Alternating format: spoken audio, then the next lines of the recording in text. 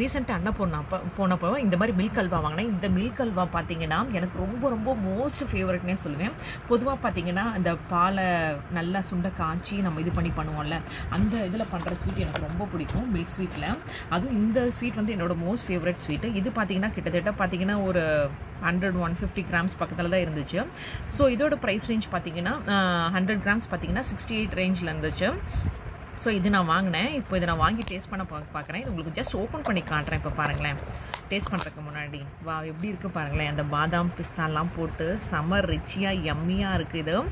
So இது 68 ருபீஸ்க்கு ஒர்த்தா இல்லையான்னு சாப்பிட்டு டேஸ்ட் பண்ணி சொல்கிறேன். வாவ், செம்ம ஒட்டுங்க. அன்னபூர்ணா போனீங்கன்னா மறக்காமல் இந்த மில்க் அல்வா டேஸ்ட் பண்ணி பாருங்கள். செம்ம எம்மியாக இருக்குது.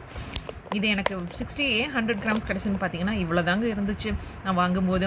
ஸோ அதனால் இதை ஒரு வருத்தத்தோடு உங்கள்கிட்ட தெரிஞ்சுக்கிறேன். பட் டேஸ்ட்டு எம்மியாக இருந்துச்சு. டேஸ்ட்டை நம்ம எதுவும் காம்ப்ரமைஸ் பண்ண வேண்டாம். செம்ம எம்மியாக இருந்துச்சு. நீங்களும் இதை ட்ரை பண்ணி பாருங்கள். அன்னபூர்ணா